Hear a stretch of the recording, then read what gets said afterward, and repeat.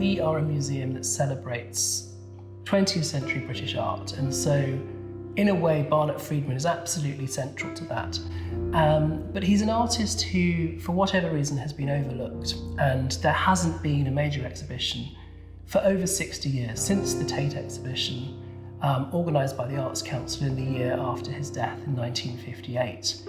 And part of our remit has been to celebrate overlooked but deserving artists, often looking at printmakers and illustrators. A few years back, I had worked on a project on a series of prints, lithographs called the Guinness lithographs, and I had researched the story of the Guinness lithographs, and Barnett Freedman was actually the artist he did one of the lithographs of the darts champion, but he also oversaw the whole project.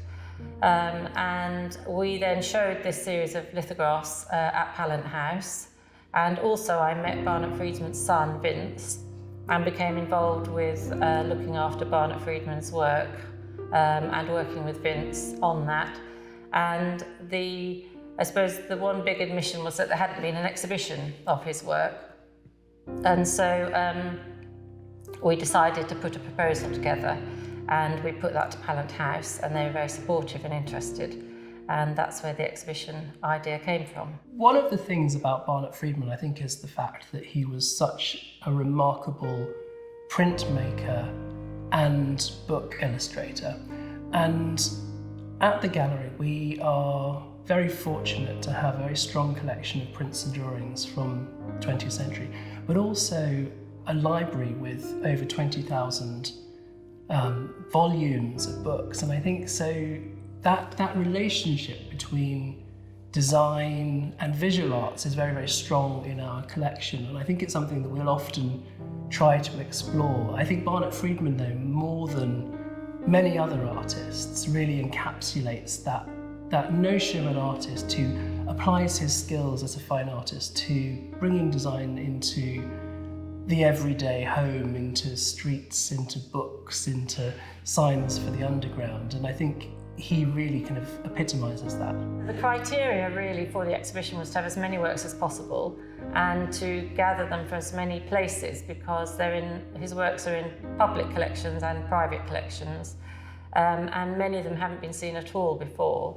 So it was really an opportunity to show as broad a selection of his work as we could. And I think there's a great opportunity for us to bring these works to light from museum storerooms, but also to show his working process. We then had to make decisions about which were the better works or which were the more interesting works, because there were too many to be able to put into one exhibition. So we've then sort of pared it down to try and sort of give examples of the different periods in his life and his work, and to include work that covered both his work as a fine art artist and then his work as a designer and a commercial artist.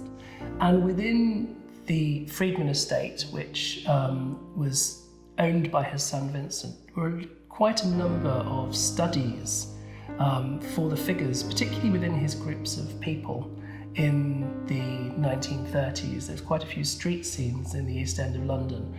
And Emma and Louise have selected some of those, so we can understand how he worked on these really complex multi-figure compositions. What we've also tried to do is to give some kind of an understanding of the development of his work across the period of time, from the 1920s through to the 1950s, but also how his fine art practice and his printmaking and illustration all connect. And I think as an artist, Barnett Freedman really did apply different areas of work to each other. And so, for example, what he did as a war artist in the Second World War, doing these extraordinary individual portraits, was also something that he subsequently applied to books such as Anna Karenina, with a series of vignettes and portraits.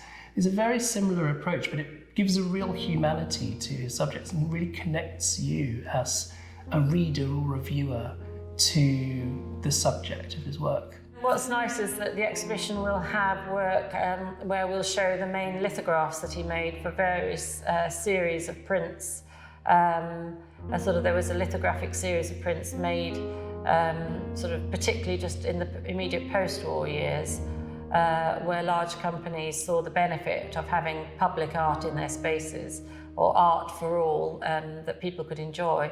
And Barnett Freedman was definitely the go-to person, not only to make the lithographs, but often to oversee the project. And we're very pleased in the exhibition there will be the lithographs from the Lyons series of lithographs, the school prints, contemporary lithographs, and then the Guinness lithographs, which is a particular favourite because that's the story that hadn't been known until we researched it. And that has the lithograph by Barnett of the darts player, or the darts champion. And I particularly like that lithograph because it sort of sums up a lot about Barnett. One of my favourite prints in the exhibition is a print called People, which Barnett Freedman created for Lyons Corner Houses, which was a popular chain of tea rooms around England from the 30s to about the 1950s. And after the war, they were very keen to brighten up the tea rooms, and so Barnett Freedman led a series of prints which followed on really from things like the school prints and contemporary lithographs in the 40s.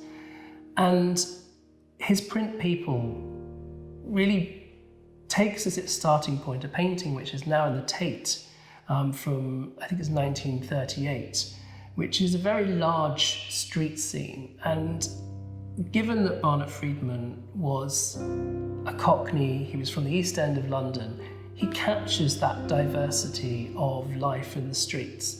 And Barnett Freedman was always great at depicting crowd scenes. He was drawn to social scenes of people and their interactions. And at the centre of this particular image, you have a very fashionable, two fashionable women in eye-catching outfits. Alongside, you have this contrast with a street fiddler, street musician. You look around, Barnett Freedman's included himself as a self-portrait, waving at the far left. There are boys in the foreground. It really is a sense of a busy London street. You've also got one character, a lady in a Jewish shawl, and he's possibly kind of putting in there a reference to his own Jewish heritage in this multicultural part of London. And I think you can imagine why this print was a popular addition to the series, because it really did capture a sense of London at that time. Also, his early works are interesting because he did quite a lot of oil paintings, some really lovely landscapes, and also he was very good at still life paintings. So he did some really super sort of still lives of interiors. And some of my favourites are the images he did of the Sicilian puppets, which he had heard about through his wife Claudia, who was from Sicily. And he had seen the Sicilian puppets when he was visiting Palermo. And they really captured his imagination, as he loved music and theatre. And he did some beautiful portraits of the Sicilian puppets and the characters, Angelica, Orlando Furioso, and also some watercolours and some studies of those. I think one of the examples of ephemera in the exhibition is a book token with a detachable ex libris or book plate. And this was part of a series that a number of artists contributed to in the 1940s and 50s, and it was part of a scheme as part of the National Book Tokens initiative. And it's so appropriate for Barnett Freedman, who was interested in art for the every man or every woman, and that so many artists designed ex libris for individual collectors, often very affluent, wealthy collectors. Paul Nash, for example, designed a wonderful bookplate for Samuel Courtauld, who went on to found the Courtauld Institute, and of course Ravilious designed ones for Roger Bevan and others. But Barnett Freedman, as far as we know, didn't design a bookplate for any individual, but his bookplate is for anyone. You put your name at the bottom of it. And it seems, and of course what is so great about this design is it combines his typography, combines an image of a book, and you have a real sense that Barnett Freedman was an absolute bibliophile. If you look at his range of work, I mean, he produced a lot of work in a relatively short life, but it's a real variety of work, and I think he does stand out in that he was able to cross a line between fine art and commercial art. He didn't see any difference between the two. He thought there was just good art or bad art. He went about doing an oil painting or a commercial design, a lithograph or a poster with exactly the same sort of ambition and skill in either. And he was unusual because he came from very humble beginnings, so he didn't have the opportunities. There was a lot going against him with ill health and a lot of difficult early beginnings with little money. And he was unusual because for that reason, he'd had a practical training, working in an architect's office and a monumental mason's. And then he also took time to work in the printmaking department and actually learn on the ground, as it were, where he always got on with everyone. So he had a practical training, and then obviously he went to the Royal College and he had the fine art training. He was a master printer. He was an expert lithographer.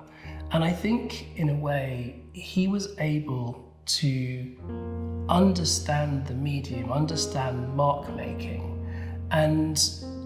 but also, not only was he very technically accomplished, that he didn't just leave it to the technicians. He was a technician himself. His ability to completely grasp the technicalities of something as complicated as lithography, but also to have just the natural ability as a draftsman and a fine art artist. I think that is unusual, and when you look at many artists of the time, they're a really good artist to be able to then translate their art through all the technical layers of working in print, and particularly lithography, is unusual, and I can't think of many artists who could do that as well as Barnett Freedman. And I think what's also interesting for a lot of people who have an enthusiasm for this period of British art is that Barnett Freedman was the kind of master of ephemera. There was no kind of great hierarchy for him between the different ways of working, and the fact that he was just as happy designing a postage stamp as he was a fine edition book says a lot about him as an artist who had no pretensions about the way he worked.